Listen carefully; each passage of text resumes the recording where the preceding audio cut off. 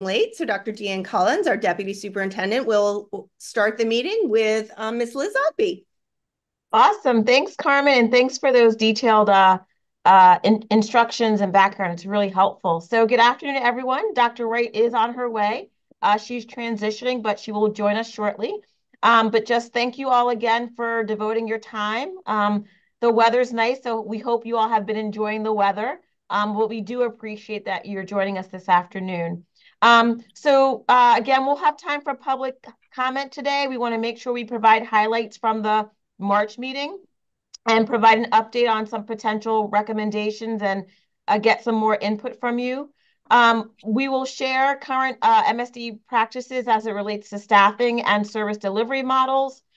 You'll have a nice chunk of time to get into breakout groups today, again, which we really enjoy because then you can get in the weeds and really engage. And then we'll give you an update on the work thus far with the Blueprint report, but share with you the timeline to make sure you know when you'll be able to provide some very detailed feedback and input to the report as well.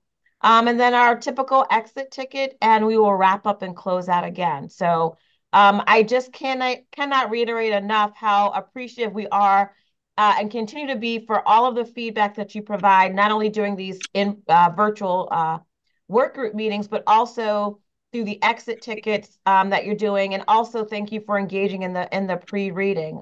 We really do, as a team, Liz and a bunch of us get together to look at the feedback that you're providing and your responses. So just want to make sure that I was shouting you all out for doing that. Liz, I'll turn it over to you for some opening remarks. Thanks, Dr. Collins. And great to see everyone. Particularly want to acknowledge that we have our members from the General Assembly joining us today. So it's wonderful to see you, Senator Lewis Young and Delegate Palakvich-Carr, after I'm sure a very busy legislative session. So just want to reiterate the thanks from Dr. Collins about all the rich feedback we got about teacher qualifications and recruitment and retention from our last meeting. It was very helpful, and excited to jump into that feedback with you and the recommendations shortly. And then really excited to talk today about staffing and service delivery issues that I think are really important and are interesting to me. And, I feel like it fits perfectly in this trajectory we've been on, right? We started with this setting of expectations and standards, what the standards should be for students with disabilities. We established those frameworks for the integration of general and special education, multi-tiered systems of support, UDL, RTI. We determined that specially designed instruction is this, making sure that we are using evidence-based best instructional practices. We talked about data collection, monitoring, and technical assistance as part of this continuous improvement process and the relationship between our state education agency and our local education agencies. And then last time, talking about how we can make sure that all teachers have the knowledge, skills, and expertise to teach all students, and that we have long and short-term strategies in place for teacher recruitment and retention. And so today we turn to how do we deploy our educators, our related service providers, and other school staff in what combinations, with what frequency, duration, location, in what ratios to deliver special education services. And how do our local education agencies and our school leaders make those decisions that really, have such a direct impact on student experiences, student learning, student outcomes, and also really impact the working conditions of our teachers. So, it's complicated. All this stuff is all entangled with each other. I'm sure you noticed in the pre-reading, there's group size and class size and that educator-student ratio and workloads and all of those different models and the roles of paraprofessionals. So, today I hope we'll really kind of dig into some of those things and try to disentangle them a little bit and talk about what kinds of standards could be set, what kind of guidance could be offered. There's so much variability, and maybe there's some guardrails that we could think about together, that so that all students across our state and every community can reach those state standards and have meaningful access to the curriculum and make progress in it. So great to be with you, and looking forward to the conversation. So the next section is public comment, and we do not have any comment for today. We had someone registered, but her comments are much more aligned to the next month's topic. So she has asked to please delay her public comment till next month. So we will do that. So we will move on to you, Liz, for the highlights for March 20th. Okay, great. And in lieu of public comment, I will just mention that I don't do individual student advocacy in special education. I do policy advocacy, but I just so happen to have heard from 3 different families from 3 different districts across the state in the last 24 hours, kids with different disabilities, each sort of struggling in different ways. And so let's just, sort of have that moment to set our intention on making sure that we're improving things for students and keeping students in mind. Okay, so the feedback that we got on teacher qualifications are in a couple different buckets. So this first part is the knowledge, skills, and expertise required first of both general and special educators. These next couple slides just pull out the things that we saw the most frequently, but everybody was emailed all of the feedback distilled. So you can take a look at that. This is just a sampling of it. So both general and special educators, there was a lot of talk about making sure that people are well versed in both instruction and frameworks, including universal design for learning, differentiation, co-teaching, behavioral principles, positive behavior supports, understanding behaviors, communication. Communication and collaboration was a big theme.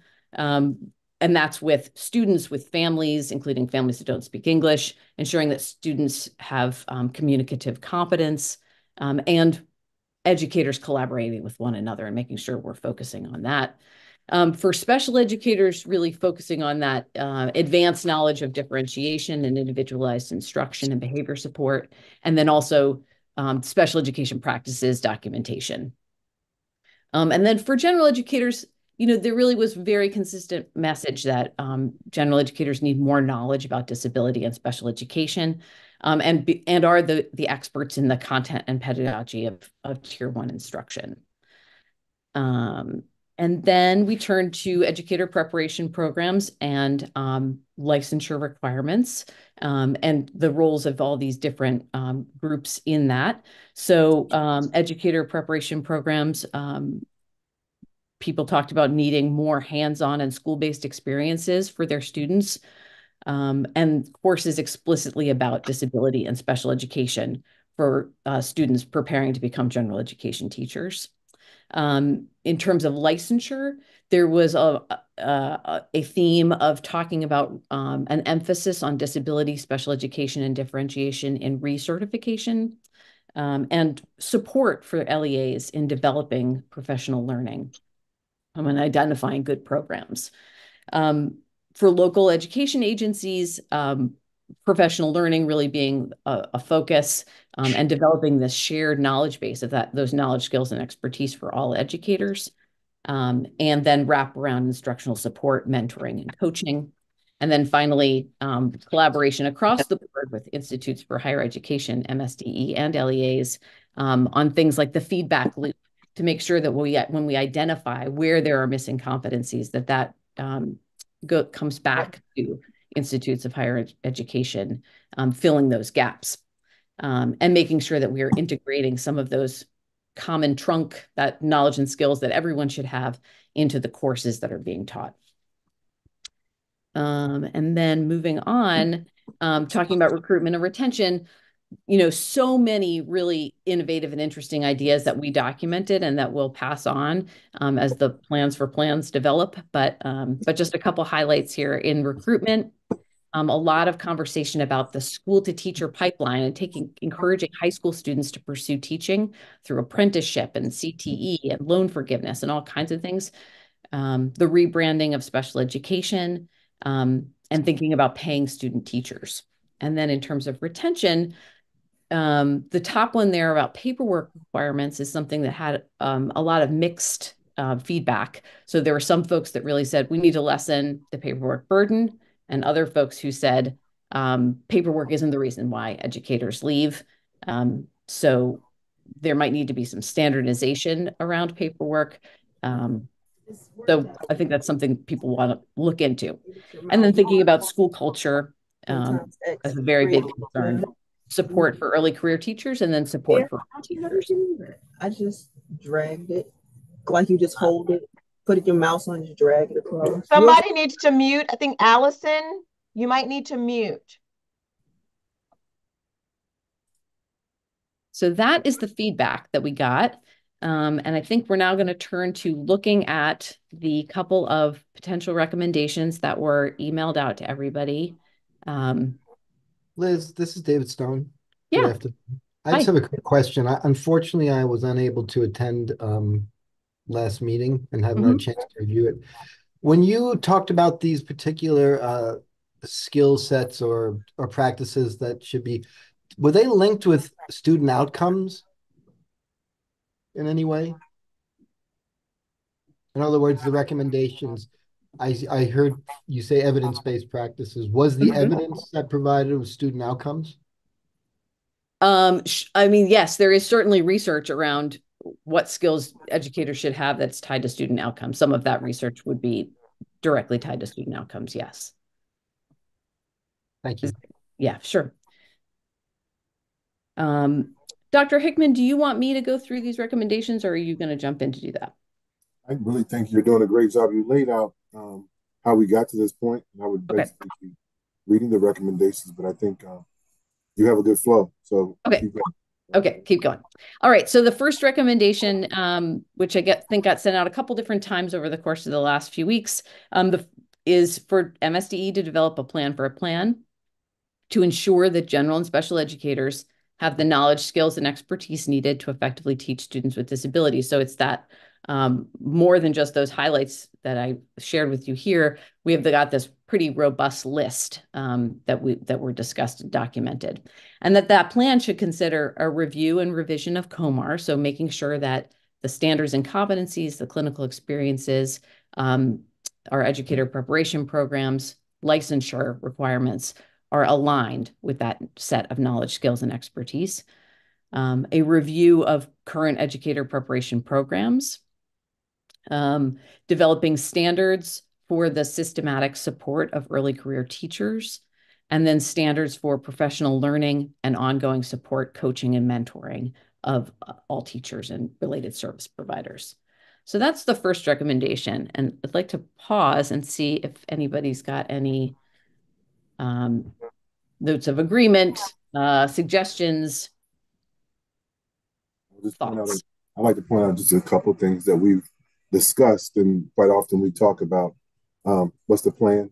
What someone say, what's the plan, and then what's the plan for the plan? So in this recommendation, it is asking that we not saying that we'll have these things resolved very quickly, not that they're going to be settled by the start of school, but that we develop a plan for planning out how we're going to address the task timelines and be pretty specific about who does what and by when, but also knowing that things happen and you may have to pivot.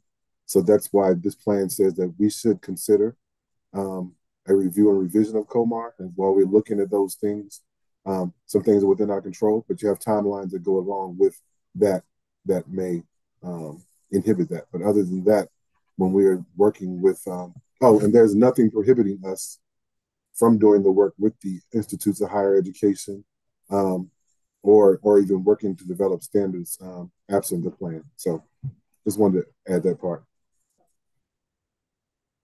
So now, are there any questions, comments, concerns, agreement, disagreement?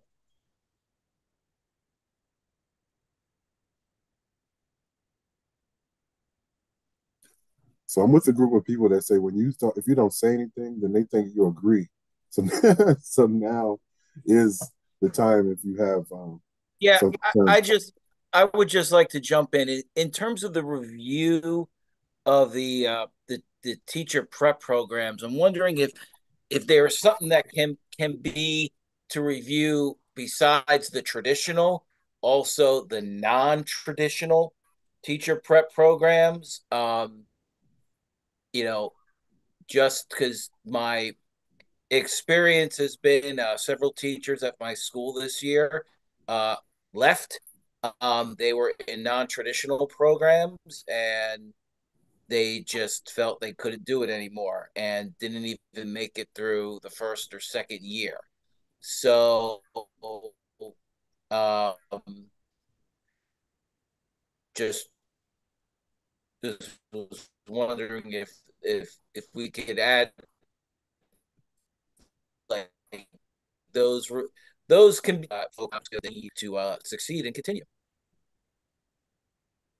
It broke up a little bit, but I think I got the gist of it. You're making sure that not only while we're looking at reviewing these standards, that we also put things in place to address non-traditional programs or non-traditional programs, curriculum, or putting something in place to Yes.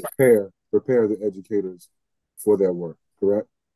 Yeah. Not just individuals, not just individuals such as myself who went to school, did a traditional student teaching, then went and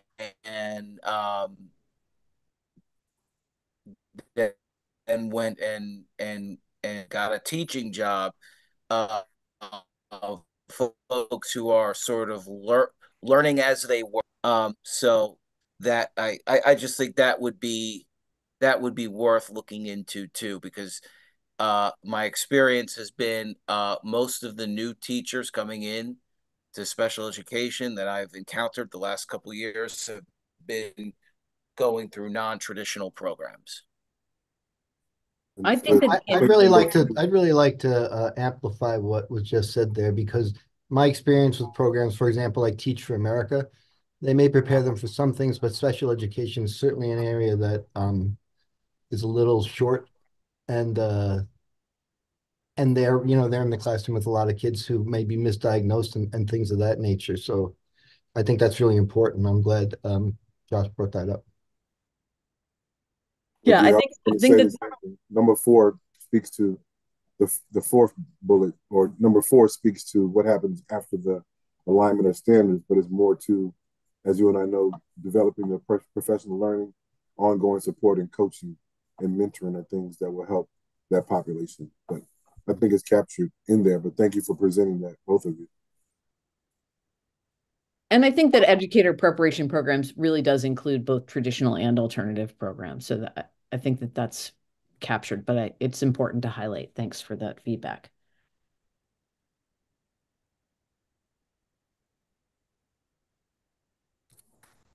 Other thoughts? We're ready to move on to number 2.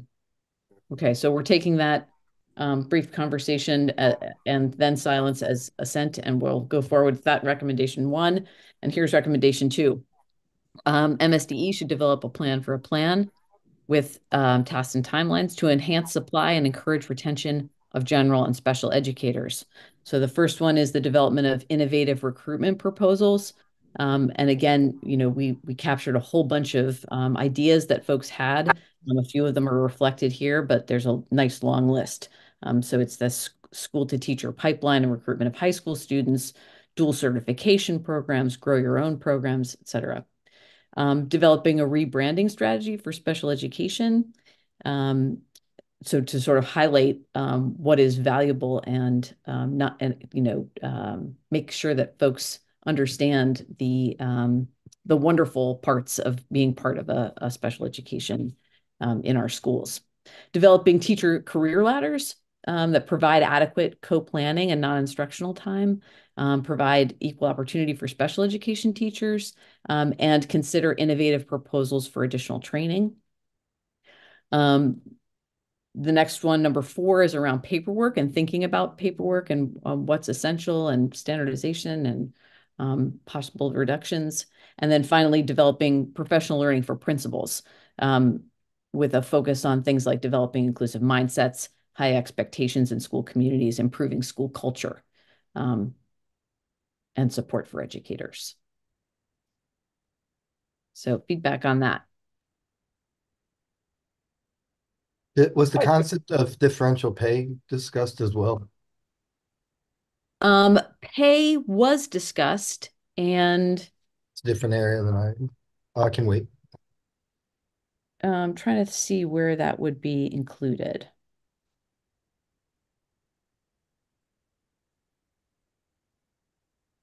I mean, pay for hard to staff position, higher pay for hard to staff positions seems like a natural. Mm-hmm. Okay, let's see where we might include that.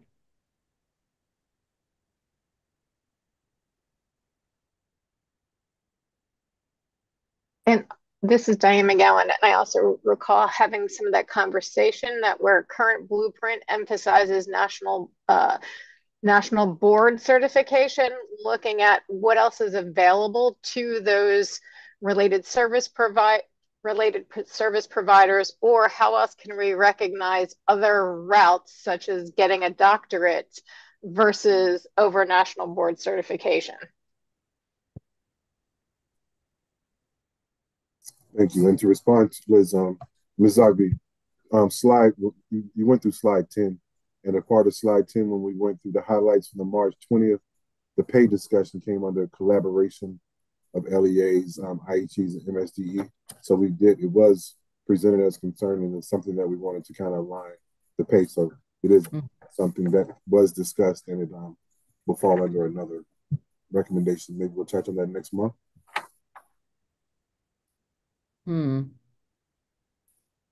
Yeah, and it may also fit into number 3 on this in this recommendation too, as part of the career ladder discussion, but maybe more of a recruitment proposal, and that's maybe number 1. Yeah. Liz, I was going to say the same thing. I think the career ladder is probably where it would fit the best, because the whole idea is as teachers move up the career ladder, they also, obviously get increase in pay, but it's also the idea of lifting up, the need, and which is a little different than differential pay, because I don't know how the union would feel about that, just to be honest. But I do think it's worth the conversation.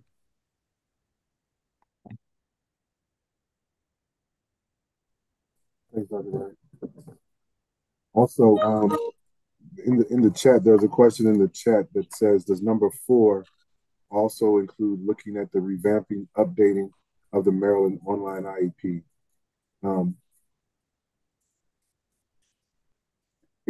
I will speak to it doesn't, but there was a recommendation on our last, it's one of the recommendations, that's a potential recommendation at our last month's meeting that came up about looking at the Maryland online IEP.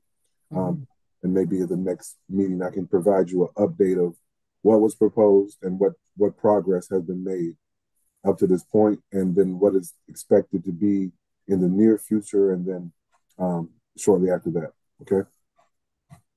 And I think probably the change in any paperwork, would feed into changes in my Maryland online IEP, since that's where a lot of the paperwork, once it's not paper, ends up, right?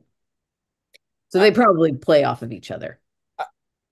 I would just like to jump just into number 4 to harp on definitely the need, to reduce paperwork.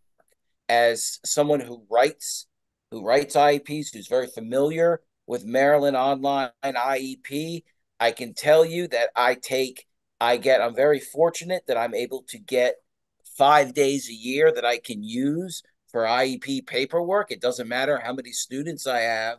But I can tell you, it sometimes takes me a whole day to get an IEP done. And then once the IEP is done and closed, to upload the documents to Maryland Online, it's a very time-consuming procedure, and it is absolutely unrealistic to think that a teacher with a large caseload can get all this paperwork done and still plan for their classroom during their regular planning time. So there is definitely needs to be a need to reduce the paperwork. I have a question on number 2 and then a statement for 3. Just dig a little bit more what rebranding strategy for special ed, what that actually means, what that looks like. And then number 3, I think that's a great aspirational goal. My wonder is, because I see it all the time here, when one helps one, it adds a burden to someone else. So while looking at that, it needs to be in a spot that it doesn't fall on someone else's shoulder to do someone else's job. They give more time, if that makes sense, because it seems like we just kind of shift the burden to other people as we find more non-instructional time and co-teaching time, which I 100% agree with, but kind of be very thoughtful in the way that may look. I mean, I think it's a great thought, but also how does it impact other things in the school building at any one time? So those are my 2 things. Thanks, Tom. I'm going to just share really briefly that rebranding of special education was a bunch of different comments people made around things like special education isn't just dealing with behaviors, right? That sort of people have the idea like, oh, it's all about behavior, but that, there's actually a lot of value and a lot of interest in thinking about what does neurodivergence mean and what does it mean to be an educator who works with kids who learn differently. There's something really challenging, interesting about being part of that kind of teaching and learning. So there was a talk about kind of both in our just conversations and the way we communicate about special education. It isn't just something that's hard. It's also something that's valuable and rewarding. So I think that's where that came from. That's told it's not really a place, it's a service. Versus when I was younger, everyone went to special ed, versus special education is really a support within the classrooms themselves. Right. Got it. Absolutely.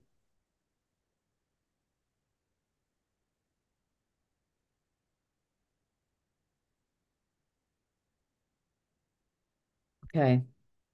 Any other comments?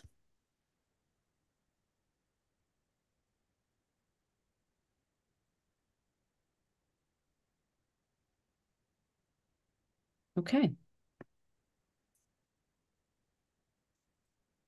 Thanks, everybody.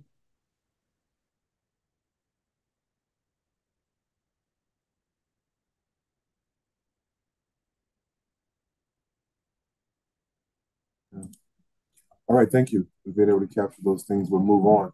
One of the questions is like, we're looking at the current MSDE practices on staffing and service delivery. So you had a pre-reading. There were some questions that we wanted to just tease out what it is that we're doing in terms of just staffing, in terms of MSDE, and then we'll be able to glean some better understandings from you when we go into our breakout groups and to be able to come back with some suggestions and recommendations. Next slide, please. So our staffing policies definitely start with COMAR and the COMAR requirements that a public agency will have to develop a staffing plan, which is our LEAs and our PAs, consistent with the procedures that are provided by the department to ensure that personnel and resources are available. And then the local board shall approve the staffing plan. Next slide, please. From that plan, we've identified and looking to see that there's a staffing plan review guide that was provided in 2018, 2019, has not been updated, but in that particular plan, it goes out to all the districts and they have to report back. They have to share that they have evidence of public input, whether they work with their CCAC, or their local parent advisory groups, and provided information. Is there evidence of maintenance of effort from working with their finance team and making sure that they are providing, supplementing, and not supplanting the fiscal financial needs of their district? Look at the staffing patterns of the service providers. So this is just not about teachers and educators. It's about the service providers and even our paraprofessionals, related services, OTs, PTs, and speech, and the like, to determine what the needs are. And then they look at the number and type of service providers needed to provide FAPE in the LRE. Next slide. The required elements continue. There must be an explanation of how the public agency will use the staffing plan to monitor the assignment of personnel and to ensure that resources are being provided, they're available to provide the FAPE to our children. There's a number of current vacancies by positions within the jurisdiction and how FAPE is provided when those vacancies occur. And then the evaluation. What is the process the public agency uses to assess the effectiveness of its efforts to drive system change and to improve child outcomes? So now those things were the scripted responses. Now go off script just a little bit to just show you, to just discuss some things we discovered. So in as we brought this topic up, and it's a good segue into the work that we're doing, as Ms. Zabi laid out earlier, how we got to this point in looking at the staffing and who is providing the services and how are the services being provided, how are they being allocated, what are the needs. We've discovered that that some of the plans themselves, they are developed and they are approved prior to submission to MSDE. There were some questions about, well, how does MSDE give guidance on that when that happens? Well, although it doesn't come directly to us before that, quite often there are bits and pieces from our monitoring that may take a piece. Our fiscal looks at some things and they try to align that. But in terms of the plan itself, they are approved and they're locally approved by the schools, the districts. Not yet. Go back one. The roles and responsibilities for like positions vary. So we've seen that you have 24 districts, 25 that are presenting these, the plans. Well, we've identified that they come back in different ways. They look differently and they have different populations, different needs. There are some local union and historic designations that take place. So they aren't all consistent plans, but in reality, they can't be because different needs occur in each district. And there's a variability of local plan and resources in terms of what they receive, what their community or county provide to them, or cities provide to them for education, and how they use special ed funding. Some No. may think so. Please mute. And that's how we see a variability in that. So before going to our groups, just to share what it is that we're going to look for you to provide a few recommendations. Being that we see these things, we're just going to make sure that we are looking at identifying and reviewing some research on guidance and providing staffing caseload ratios. You know, there's going to be some best practice recommendations, but then with these planning considerations, they may alter them. We want to collect the input from our local directors, which we've identified. We haven't done a good job in talking about this with them, but it is something that is definitely needed. Something I discovered is important in my short amount of time here. And then we want to look at revising our expectations for development of the local plans. Although we give them the guide and there is a rubric, but it's really for their internal use and not something that is one consistent or that gets monitored. So with that, I'll pause or either ask questions and we'll get prepared to go into our breakouts. Ms. Zabi, do you have anything, or we'll close no, I don't, except to say, you know, there is a lot of variability, and some of it is, you know, flexibility, that we do have different kinds of LEAs and different needs. The variability is quite it's pretty significant, and so I think you know, it's going to be good to talk about what kinds of standards are possible and where the evidence and the research leads us in that with that respect. So interested in that. I don't think we noted that the breakout sessions are going to be a little bit different today, in that we are going to you're going to probably see some new faces, and we're going to do it maybe more quickly. You're going to randomly be sent to a room. We have a slide for that. Oh, great. Perfect. No problem. Next slide, please. And the next slide, please. So before I even read the slide, we have a small number of participants today. So normally we would go to 5 groups. We're going to go to 4 because of the number of people on the groups today. We're showing that looking at 4 members per group, plus the MSDE staff or consultant to take notes. So as Ms. Zabi was sharing, we're going to move into random grouping. We've discovered that over the past couple months that it's been some changes. There's been some groups that had stayed the same, some did not. some people were missing. So we're going to use random grouping. You will automatically be assigned a group. Bryson, what's going on? Was he supposed to take you home? Becky Bowen, could you please mute, please? Hold on. Sorry. No problem. Thank you. You'll be automatically assigned to a group to move to. When you receive a notification, please move to that breakout group. You should see a note that says, please click move to breakout. While you're in there, you can use the chat if you want to have additional comments so your feedback can be recorded. Breakout group 1 will be live streamed, and all of them will be recorded and posted on the MSDE website. Each person in the work group will be moved to a session, and note the sign language interpreters will remain in breakout group number 1. And again, it will be live streamed. Each breakout group is assigned an MSDE staff as a note taker, and each breakout group is asked to identify pretty quickly when you get into your groups a facilitator, a timekeeper, and a reporter to share out. And keep it in mind that the MSDE staff will be there as a note taker. All right, any questions? Carmen Brown, are you out there? Are we ready to go? Can we go to the next slide, or is this the time when we? Where are we? Did you do the? I did not do the norms. Thank you. Please remember when you go into these sessions that we speak with care, that you speak from your own experience and be mindful of how, I can't see it, I'm blocking, how your comments may impact others. Use I statements and avoid speaking or generalizing whole groups. Listen respectfully. Avoid interrupting the person speaking and talking that evaluates or judges their comments. Limit your comments to 1 to 2 minutes. Understand that there are no right or wrong answers. Lean in or lean back, which is giving your input, making space for others to do the same, and be aware of your talk time and try to stay on topic.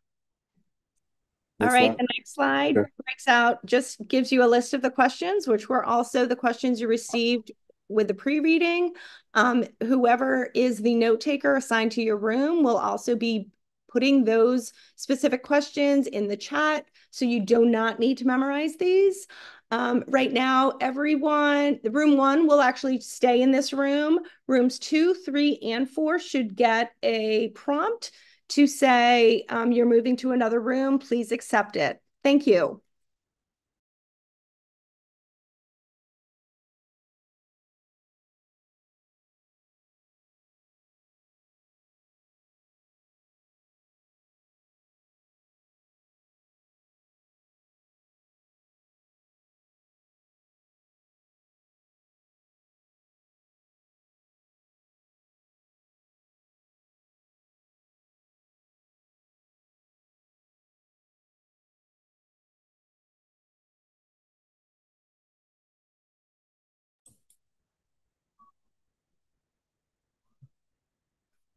Timekeepers, while we're waiting, we should be back around 5:20.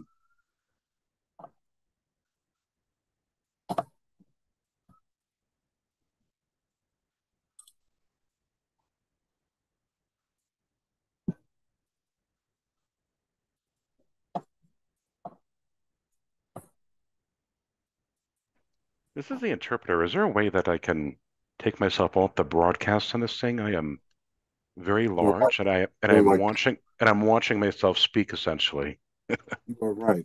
Let me see if I can help you. Okay, thank you. Beautiful.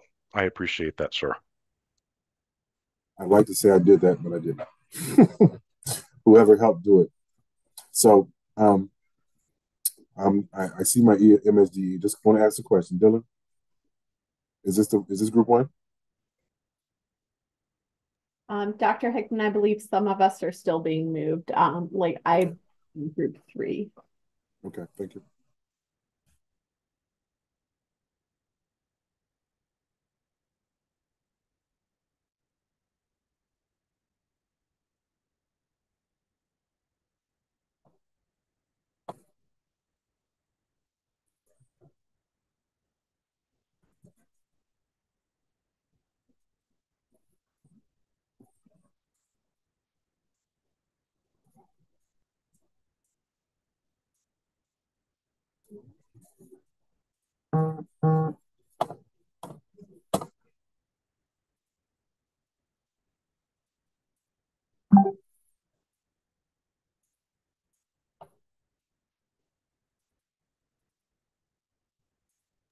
My sincere apologies. This is Group 1. Hi, I'm Molly Connor. I will be our note taker.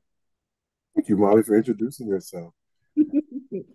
Although I'm here, I'm not the facilitator, so I'm going to welcome a member of the group to stand, deliver, and be prepared to facilitate.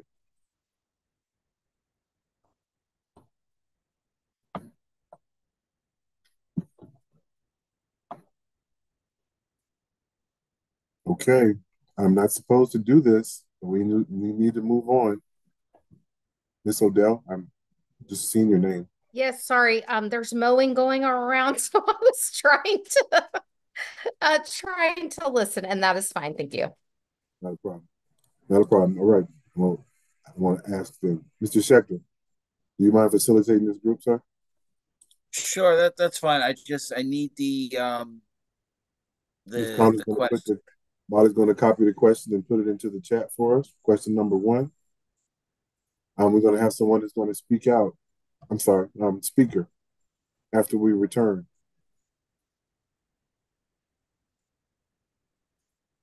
Okay, I got to do it. Miss Odell, you can listen and type and be prepared to share if you don't mind, please. Okay. Thank you very much. And I'll volunteer to be a timekeeper. All right, Mr. Schechter, you see the question in the chat? All right. So, what evidence-based standards for staffing should MSDE require in LEA staffing plans?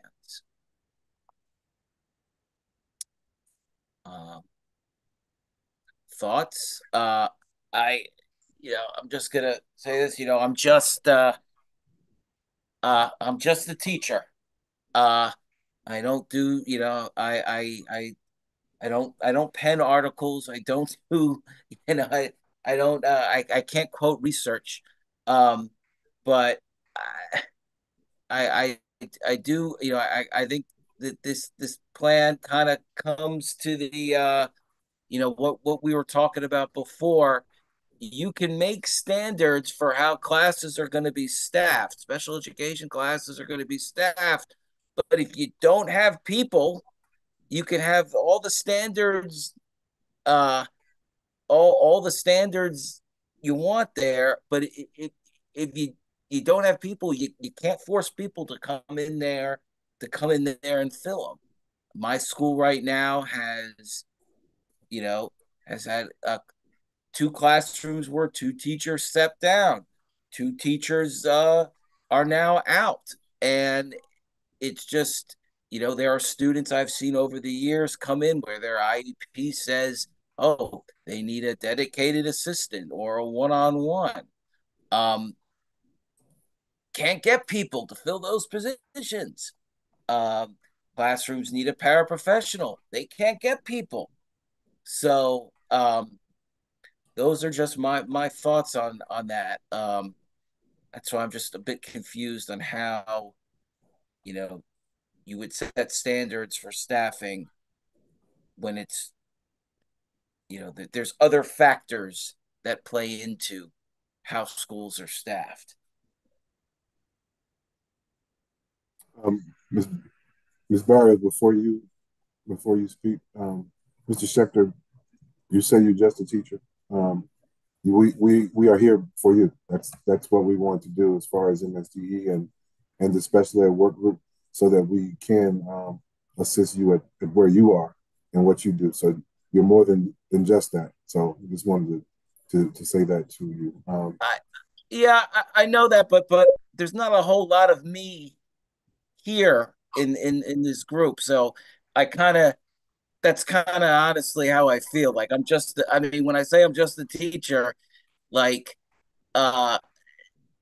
when I see the comments about paperwork and stuff, and that's not the reason why teachers leave. Well, that's a discussion for another time, but I'm just saying, I feel like I'm here voicing for a lot of folks who aren't here. So, but moving on. I appreciate that. Thank you. Ms. Yes. So I don't have a background in education. I am more on the advocate side, but my concern when you do evidence based or when you're saying standards is how do those standards compare to other states? So would somebody trying to come and apply for a job here, how would they meet those standards? Are we missing somebody, the opportunity of finding somebody from another state because they might not meet those standards? So I think when you're considering that, you need to also take that into consideration. And you mean transfers, making that as easy as possible for teachers to transfer from state to state? Okay. Yes, because there might be something that, or even if not just transfer, what if they went to school in another state? Because in that state, whatever they were teaching was meeting those state standards.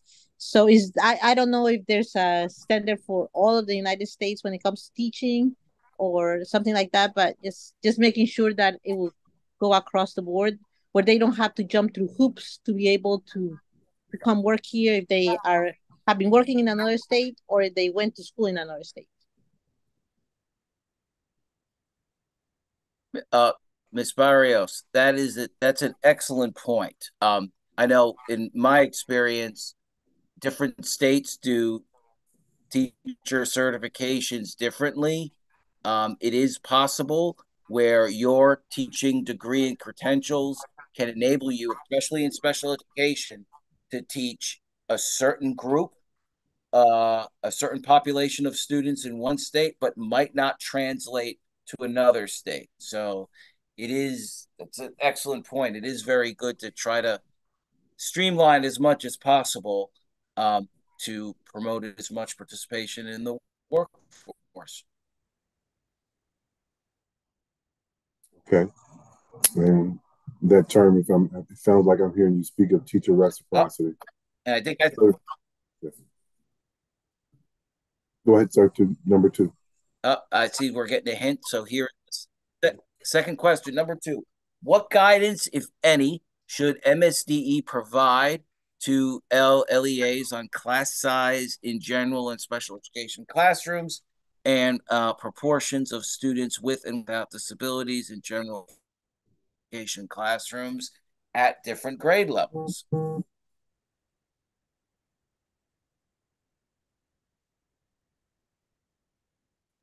That's a tough one. I don't know how every county, every LEA is so different. Staffing is different, student needs are different, and just population is different. I mean, just the numbers. So that would be really tough. I think rather than the guidance, maybe some support and maybe some look for some standards, some think about kind of a process of guidelines to follow so that we could it always is beneficial to have another set of eyes and you know, we do this all the time, but to have extra talk to some different LEAs. How do you do it? How do you structure it? What are your ideas? Sorry, there's a mower. It's super annoying. I apologize. Can't hear it. How do you? I can't hear it. Okay, good. How do you work around that? Collaboration, I think, would be really nice to have. Yeah, I definitely you want to have a lot. I think you would want to have a lot of collaboration because I'm sure how a program or a special education program at a school in Garrett County is probably staffed a lot different than, let's say, Baltimore City or Prince George's County, especially when it comes to high incidence disabilities. Whereas in some of the more rural counties in Maryland, you might not see such a high incidence of certain categories of disabilities. However, in the more urban school districts, you may see a higher incidence, and all that plays into staffing. So definitely collaboration. I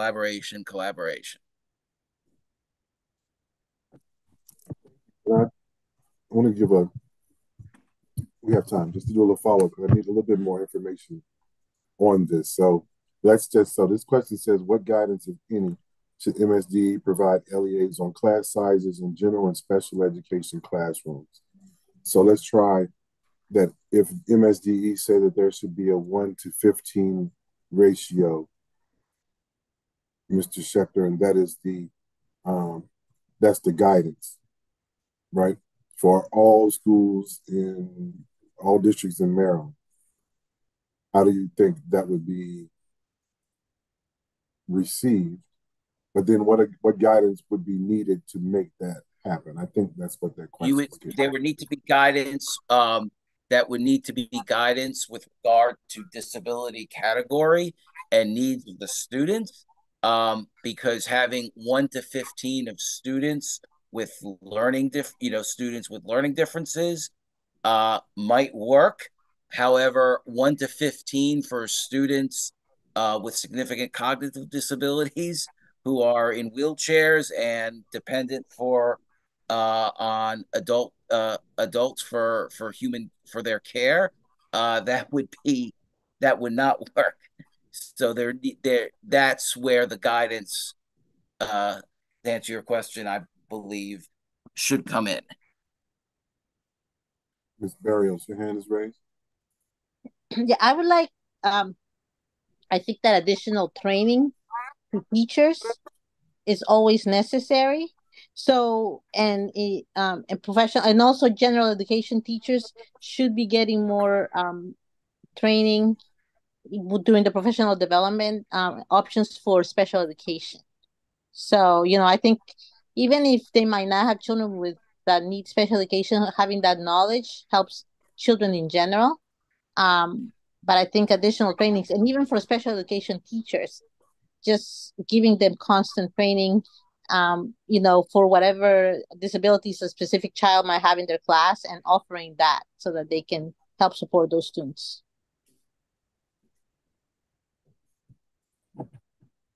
Ms. Connor.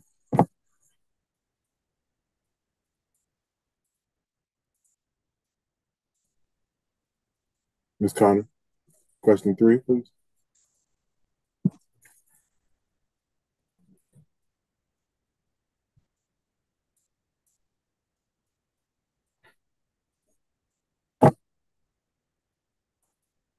Mr. Checker, can you see it or you want me to read it? Oh, I'm sorry. I got it. What evidence-based standards or guidance for teachers/provider student ratios under various service delivery models should be adopted by MSDE?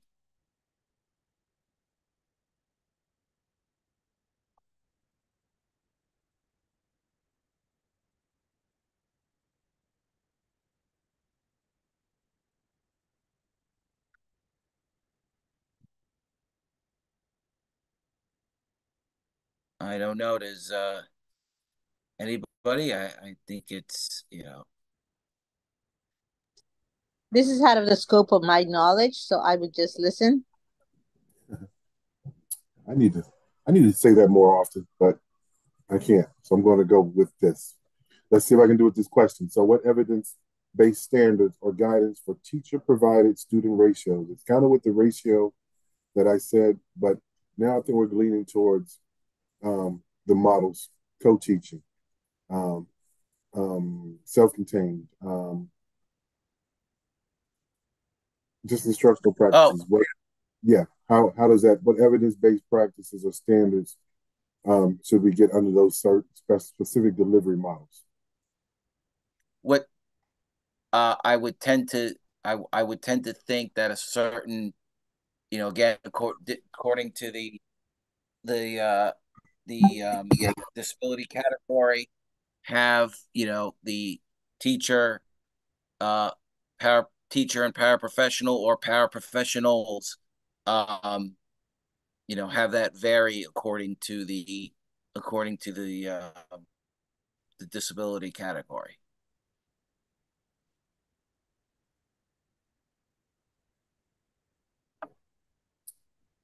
Okay.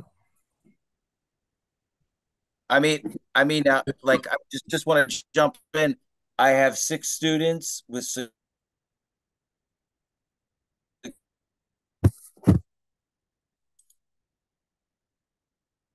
significant cognitive disabilities, and that seems pretty good. I can't quote an article on it that says why that's good, but we make it work. Okay. Molly, we can go to the next question.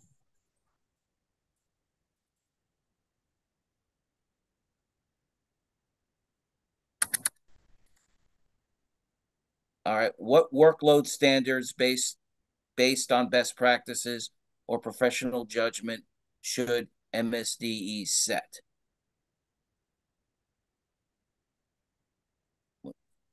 We say workload standards. We're talking about, we talking about paperwork? Or are we talking about curricular decisions? I want to say we're talking about a little bit of both. So it goes back to what you said in the beginning, but here's when I shared with you earlier today about the staffing models and the staffing plans, not many people know that there's a staffing plan that gets submitted for for each district, right? And if we establish there are certain things that sir, you just said you have a classroom. I think you broke up, and I'm thinking you said you had six students with significant cognitive impairments. Is that what I think I heard? Yes, six students with significant cognitive disabilities, and I have 2 paraprofessionals. And you do, right? And at some point there may have been a thinking of that your class would be a 1-to-10 ratio. If that was the standard on paper, that's what kind of like a thought process based on experience. But over time, you've seen that 10 students in your class to one teacher. That's a staff load, but the workload is more involved because why? Why do you have those 2 errors? I'm supposed to be really quiet. I'm supposed to be here to listen, but because we're gonna have. I'm listening too. I think that the questions can get kind of tricky. I mean, I get that. So we have our staffing plan. We put it out every year. It typically is 1-to-10. Thinking about our regional programs, so that's pretty typical. And then looking at what type of program that would be, we would look at typically 2 paraprofessionals would be in our staffing. So it's really important that we are up to date in our staffing and we know where all of our paraeducators are, all of our teachers are, so that we can really write an accurate staffing plan. So you're talking about the workload standards. You have the safety, you have your plan, but the workload standards are, all right, what is that more of the responsibility of that teacher? Is that what you're? Actually, the question is what guidance is needed for the teacher, for the school, from us to help you make I'm looking at the last part, a best practice to it's based on best practice, but how do we help also with professional judgment?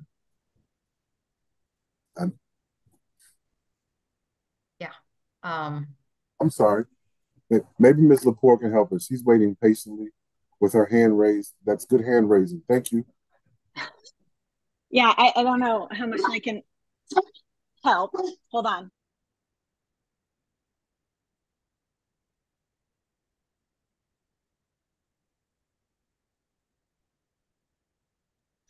I had to convince the dog to stop barking.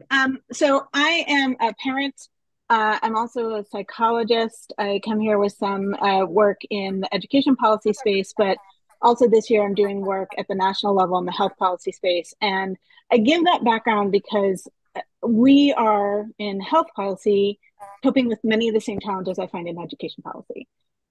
It's difficult. There's a range of professionals, and trying to set standards for a given healthcare setting is nearly impossible when you try to break that down. The paperwork requirements are enormous, and when you try to set standards at the national level, then you're going to miss the needs and the differences and some of the things that Josh broke up in terms of, I can set a national nursing staff standard, but if you don't have nurses, you can't meet that standard, but you still have people who need care.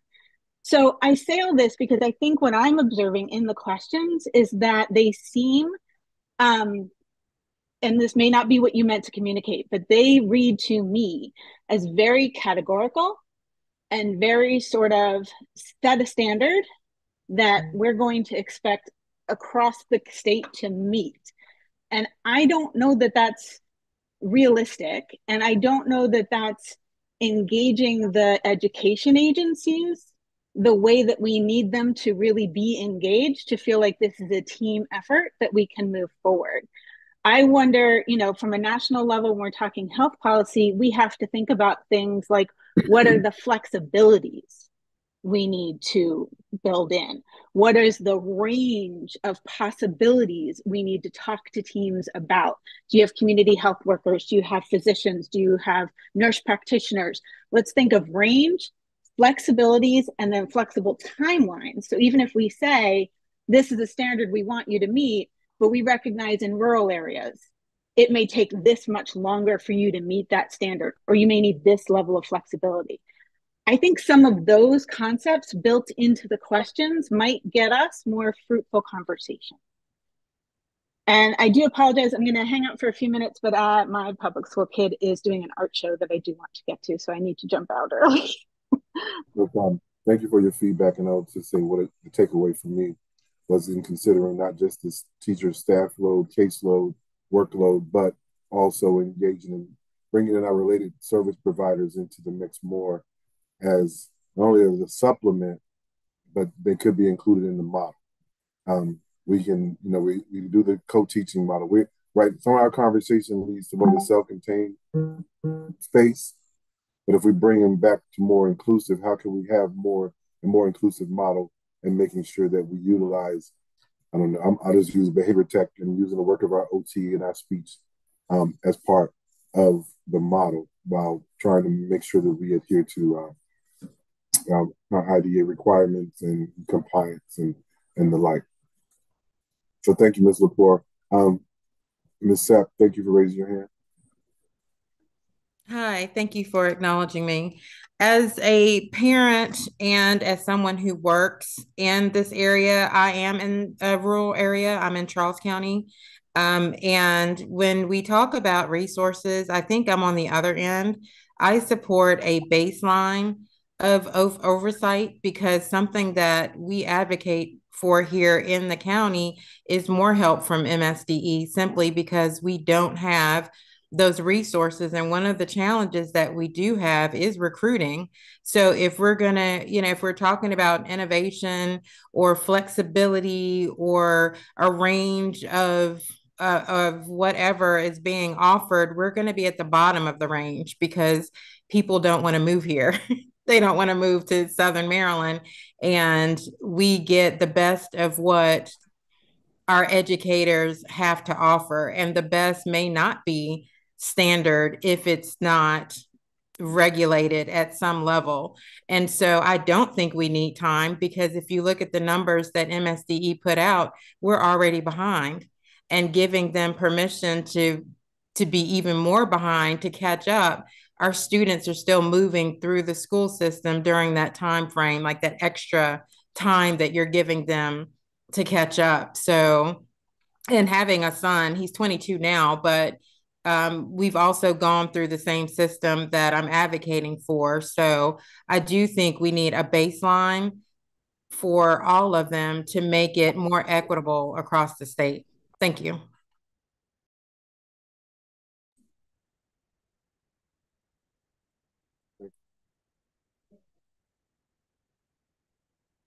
All right, the next question.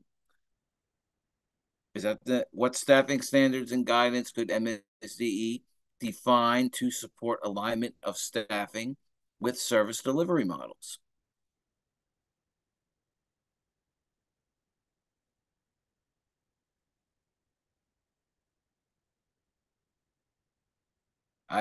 I would think it would start with the continuum of placements, the placements that are currently out there on Maryland Online IEP. Start there, and then move to other types of placements. But that would be a good place to start.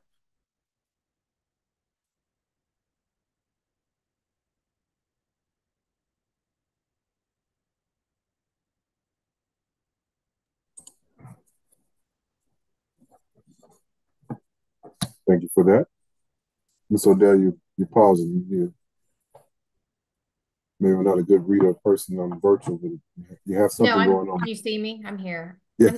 I'm sorry, some of these questions are kind of difficult to, I'm just trying to wrap my head around. We're looking at staffing standards and now to support alignment of service delivery models. I'm just trying to wrap my brain around the question. Sorry. No problem. And the questions, those are the things that have us scratching our head and puzzling as we look across the state. And then in some respects, you have a request to be specific and mandate class size for students with disabilities across the continuum. You have a request or concern about which model is the best. Is it, when you, in terms of inclusion, in terms of co-teaching, and then the models of co-teaching, is it parallel? Is it one teach, one assist? We see what self-contained, what the research says about a self-contained setting. It's not too favorable in terms of outcomes, in terms of our self-contained setting, regardless of where they are. And so then there's the question about guidance on supporting the alignment with those service delivery models. And so we said Teacher Schechter is working with a small group of students in a self-contained setting. What guidance and support do we need to provide him so that he can work more effectively, more efficiently, and provide positive outcomes and not just focus on compliance? That would be the question that I would like to write. But I'm going to pause because I don't think we can leave that question and see if we can do anything with question number 6 because we only have a few minutes left. All right, question 6. What standards for hiring, training, and utilizing paraprofessionals as part of students' IEPs could be established by MSDE to ensure that appropriately trained and supervised personnel positively impact student learning? What strategies could be employed to reduce over-reliance on paraprofessionals? That's a big question. A lot of you also have a lot of other factors playing to that, such as I guess was it take the first part, Mr. Schechter. Mr. Schechter, you take the first part. You have 2 in your class, but we won't say that we're going to speak to your lived experience, but it's that important. So take the first part. What standards for hiring, training, utilized professionals paraprofessionals as part of students' IEP could be established by MSDE to ensure? That's what standards. I mean, I would put the number, but it's tough because sometimes it doesn't pay all that well. So it's tough to get qualified people. You can put restrictions, but again, it's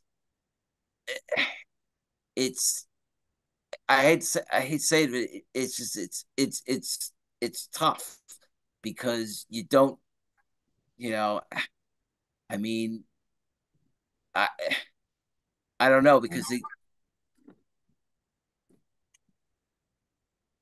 Understand. You pause. It's tough to understand. Can I tap into a parent for a second? Ms. Sapp, are you still there?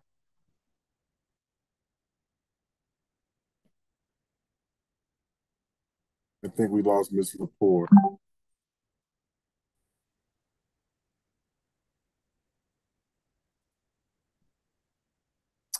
Ms. Barrios, you gonna give it a try? Well, I just want to say, I think that sometimes, like you said, like it's really tough and people may not qualify initially, but how about providing them additional professional development? So, if somebody is willing to learn, and then, we have somebody that is willing to do the job, giving them the tools necessary so that they can do it better, and then they are more qualified.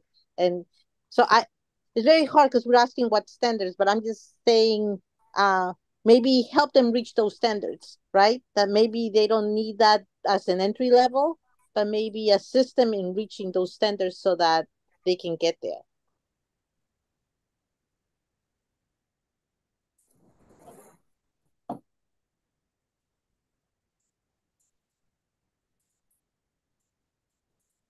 Okay. What strategies could be employed to reduce? What strategies could be employed to reduce over-reliance on paraprofessionals? That question does assume that there is an over-reliance on paraprofessionals.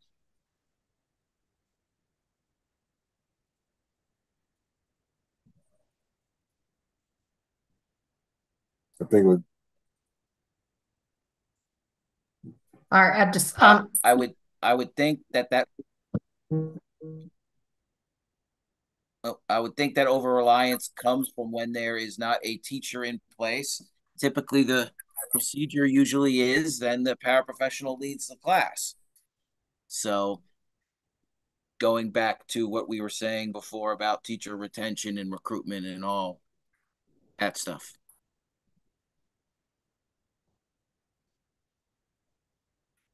Good. We are back. Thank you, Group 1. We appreciate you. Great. Welcome back, everybody. I think we got everybody back. So I'm going to help facilitate the sharing out. I hope everybody's conversation was as thoughtful as the one I got to join. So I'd love to hear highlights. Obviously, don't feel compelled to answer all 6 questions, but were there 1 or 2 questions that really had a thoughtful or great conversation, or just a more general overview of the biggest, most interesting thoughts from your perspective? Oops, I'm going to script. So let's, if I could ask for Group 1 to share out for a few minutes highlights of your discussion. Hi. Can you hear me okay? Yes, we can. Hey, we had some really great discussion, and the questions are tough. They took us a bit to kind of wrap our brains around and to understand what it was asking. So we had some really great discussion, I think, overall of really supporting staff, supporting teachers. We discussed as far as the standards, maybe more training opportunities for teachers. If we provide the standards, we provide those teaching opportunities so that they can meet those standards, and that they're well aware of what that is. Also looking at some really good points of, every county is different. Every LEA has different needs, whether it be they're rural in nature, again, whatever that may be, but standards we would have to have some flexibility within those standards to meet each need of each LEA. And if I'm missing something, please jump in, because we had some great conversation. We talked about different, models, the continuum of placements, perhaps like providing guidelines of different models, the benefits of different models, and then just going back again to professional development, so teachers have all of the resources that they need to be successful. And again, with paraprofessionals, hiring and training and providing teachers with the information they need and the resources they need to even help guide their paraeducators so that they're not relying on them too heavily. Mm-hmm. Great, thanks. So just a couple follow-on questions, and only if it came up in your group, but so it 2 parts. So like the first part that I really feel like I got some good feedback from you on is this is the kind of things that would be helpful, like guidance and direction around paraprofessionals. And what I didn't hear, and I'm wondering whether you talked about, is is it your hope that MSDE would be the folks to provide that, to deliver that, to just give guidance and step back? I'm just curious if those are the things that school systems need. What role does MSDE play in helping schools get those things? We discussed that MSD has the biggest role. That's where we get our support, our guidelines, our standards. That's where we follow suit with providing our teachers, the resources and training they need.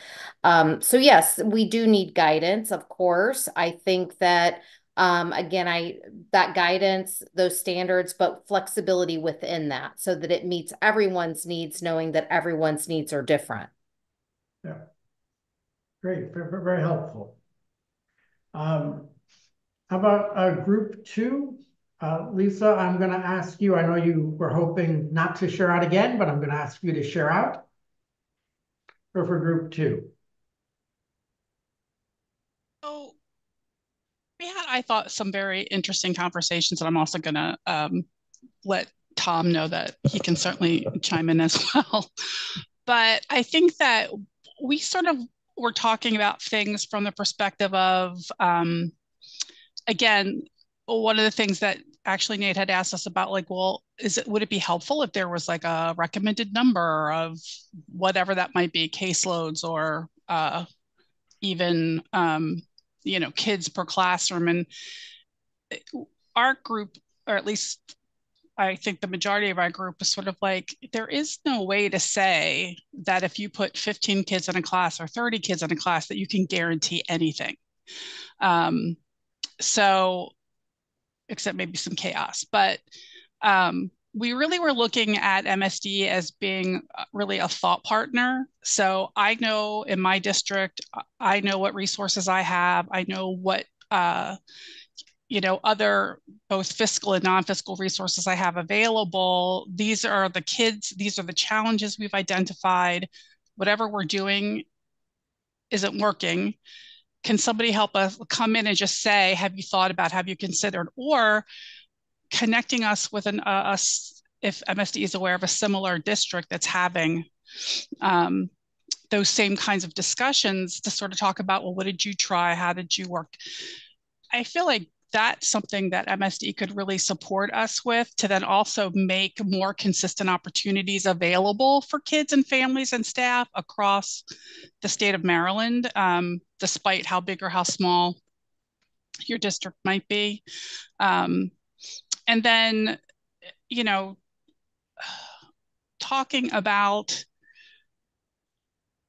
again, not so much, we didn't talk about, well, I should have a pay differential or those kinds of things, but just kind of back to the preparation programs of, could there be, like for paraprofessionals, could there be MSD, could they help support or facilitate, a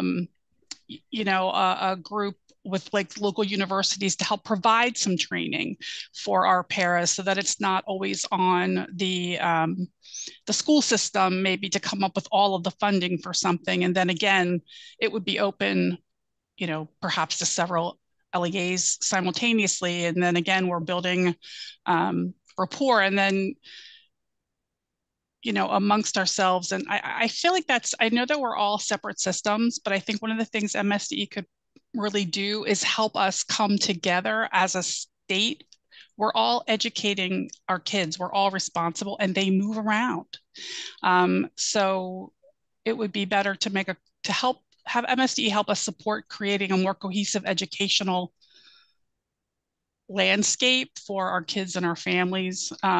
And again, not having it be a, like an audit, cap type thing, but more of a, okay, this is where the problem is. And then also realizing that there's going to be a period of time we're not going to be able to necessarily turn things around and fix them in a short amount of time, because then we're going to make mistakes there too. So I think, again, just having them be a partner in the process, but not necessarily, again, with that, like, this is what it's got to be today, and you should have been like that yesterday.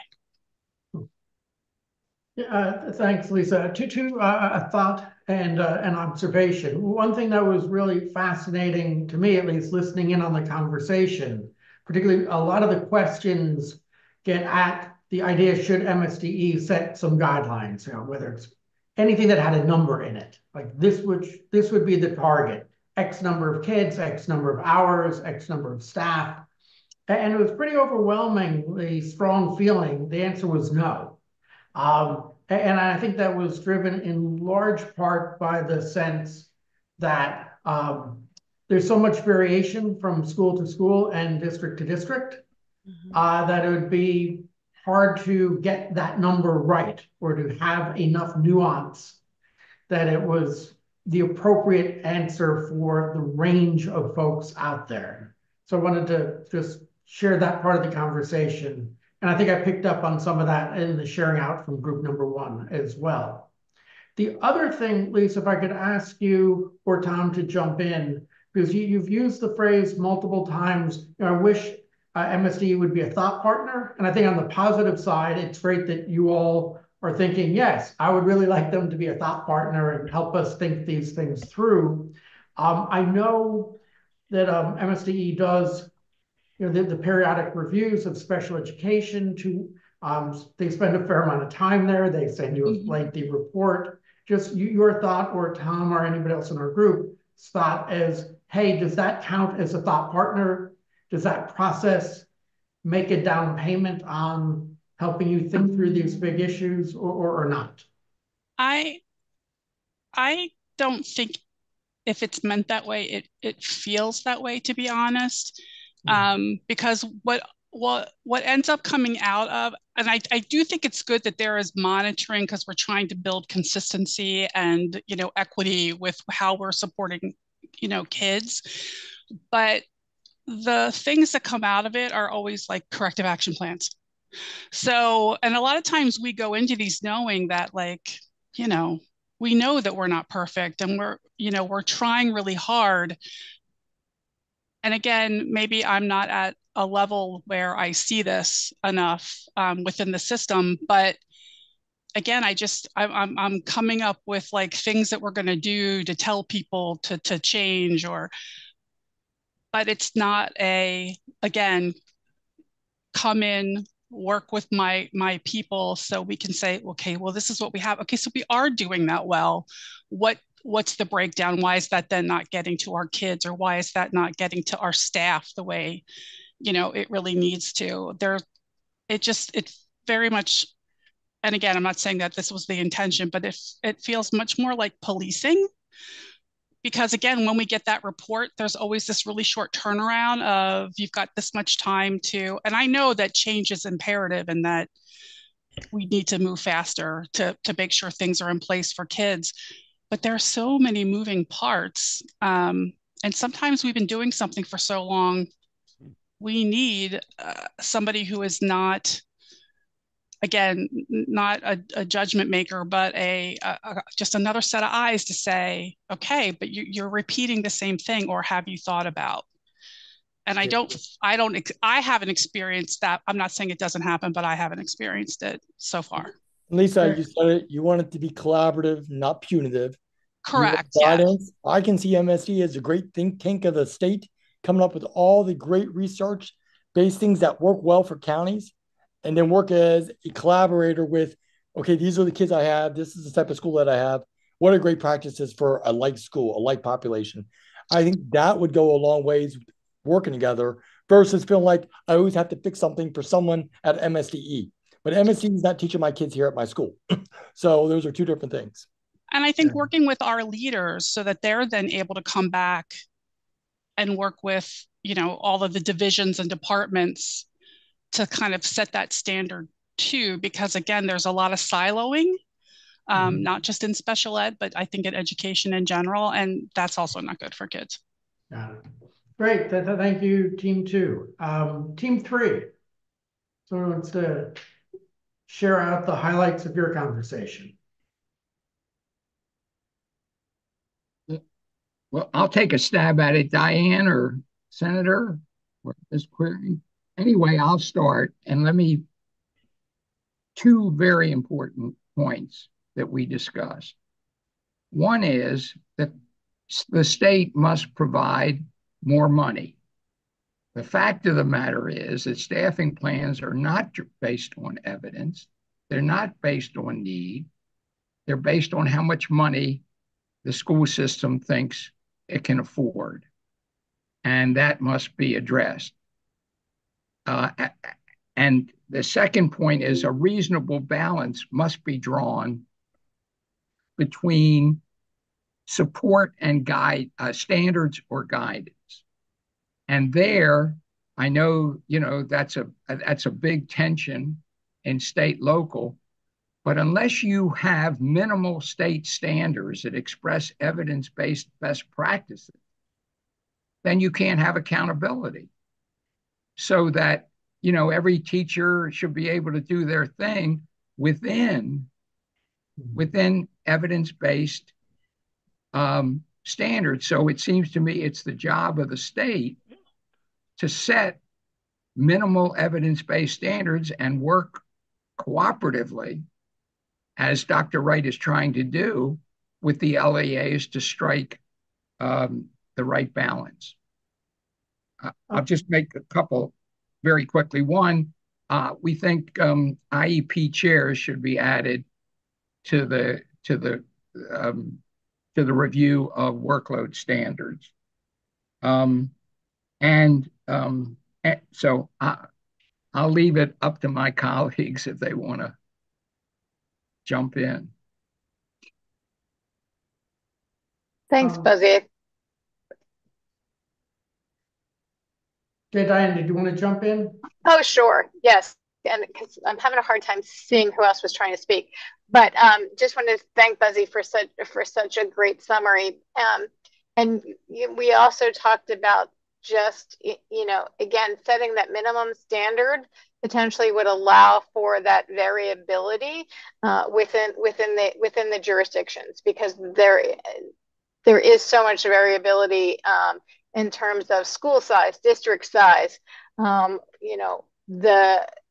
without having to get into the amount of staff that you have, just even before that variability. And in terms of evidence-based standards, I think as we get into a lot with staffing and ratios and service provision, is also the idea of looking at those evidence-based practices for scheduling and how best to schedule, especially when we are looking at scheduling students in more inclusive environments. So what are those best practices, and highlighting who's doing it well within Maryland, within jurisdictions close to us.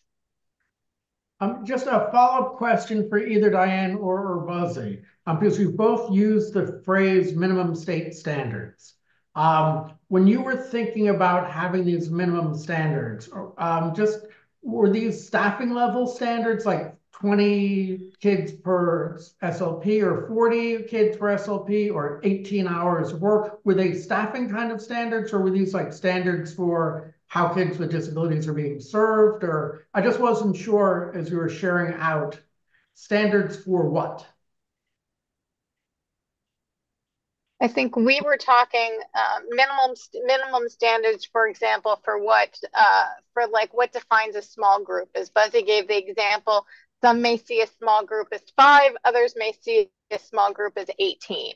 There are other state departments of education that do put out and require minimal staffing guidelines, and do it by staff to student ratios, as well as within the various service provisions. So whether or not you're 80% or less or more in an inclusive environment, when you're between 40 and 60%, this is what it could look like. Got it. Great. Thanks for sharing and clarifying. I think lastly, group 4. I want to share out. No, here we go. How are you, everybody? I will speak for my group, but please, group, interrupt as much as you like. Our perspective was that MSDE would provide guidance, technical assistance, and monitoring. How those tools are used would be a local board decision, and we'll add that we viewed this primarily through an academic lens in terms of how we would look, because putting behavior on top of this is a whole nother discussion that is beyond the scope of this group, I think. It changes the dynamic too much. Anyway, in terms of guidance that should MSDE provide, we would like to see larger evidence of public input and transparency and during the public input period. You know, how does that play into staffing models? More explanation of how vacancies impact staffing models and whether or not they're being realized. And then more specifics on how staffing plans would lead to improvement. You know, by having this staffing model, what better outcomes do we expect to see? In terms of the evidence-based standards for teacher-student ratios, we were wondering whether there should be stringent guidance and whether it, in fact, impacts kids. I mean, class size, of course, impacts kids, but does the ratios for this particular situation matter? Because the research seems to be all over the place. And if we are using ratios, is adults to children the right ratio, or is hours to service maybe a better variable that we might consider? In terms of in terms of classes, we would look at grade level ranges and aid ranges and how it should be explored and whether or not the state should have some say on limits. And then, of course, the proportion, as another group mentioned earlier, what's the acceptable proportion? Like what is an inclusion class, and beyond that number of students, when does it stop being an inclusion class and start becoming primarily a special education classroom? In terms of work group, we also had the question about what a small group means. We talked about, you know, when there's small groups and specialized instruction, what does that mean they're missing in terms of the Tier 1 program? And then perhaps maybe looking at the different LEAs for models that might inform other districts and use those best practices and professional judgment. What we haven't done is looked at each of the LEAs and seen what they are doing and whether some of those are working. Workload standards, we talked about the workload calculators that are being piloted. Caseloads are complicated by acuity or service needs. We also mentioned that when you're looking at workload or caseloads, that teacher status had a great input, that a conditional teacher's workload or an early career speech language pathologist would certainly have different workload needs, capabilities, and advanced professional. And then we also talked again about the IEP chair and the importance of that role and how much it could really help in being a facilitator and organizer, and in the long run, improve the quality of the documents that were being created. And finally, in terms of paraprofessionals, we echoed the idea of career ladders that took folks, you know, I was looking at our own programs at Kennedy Krieger, where we're taking kids who are, folks who are out of high school and moving them along with tuition reimbursement, and many of them end up becoming classroom assistants, assistant teachers, and even as high as administrators. And it's proven effective for us, and I'm sure for many others, as I see career ladders. And in fact, the Washington model was also mentioned in our group as a promising way that the state might review it. Group, did I miss anything? Mischaracterize anything? Lie? Thank you, David. Just again, one follow-up question, just so I wanted to make sure I caught this correctly. So, because you and a few other folks have mentioned things like, hey, you know, some guidance on how many kids, what's the percentage of kids with disabilities in an inclusion class, and you'd still want to call that an inclusion class, or hey, small group, does 22 count as small? When you all were having those discussions about, you know, bringing some clarity to some of those terms, were you looking for a recommendation? Were you looking for like a hard and fast rule? Like, hey, you know, if you got over 50% or over 30%, that's not inclusion. So I was just trying to get a sense as to whether folks were looking for general advice, or what we would be looking for is technical assistance in the form of the state providing evidence-based evidence of certain class sizes that appear in literature that say, hey, you know, this is a proportion that's effective. Beyond this, we're seeing in 14 states that in fact these students are making less progress, whereas in these states where the class size remains under 20% with kids with IEPs, that they are in fact, or on the contrary, that proportion changes if you're using a push-in model versus a pull-out model. That if you have, that's the kind of technical assistance that could be helpful. And then local school systems based on perhaps, as Buzzy says, resources or perhaps more aspirational reasons would adopt those models based on what they felt their strengths were. Great. So you're looking for sharing of knowledge, sharing of best practice, summarizing of the research, but not a thou must kind of directive. Well, as another group said, and as we said in our group, it's the I in IEP, not to be cliched, but is very important. And it's really hard to make those kind of sweeping judgments when each kid, even with the same label, is going to have a very different profile. Great. Super helpful, very thoughtful. Seems like all four groups had really dove into this subject and had great conversations. So obviously we will have, in a minute, we'll talk a bit about the wrapping up and the exit tickets where you get to reflect a little bit more. But thank you so much for discussing and thank you so much for sharing. And I think I will turn it over to Dr. Hickman.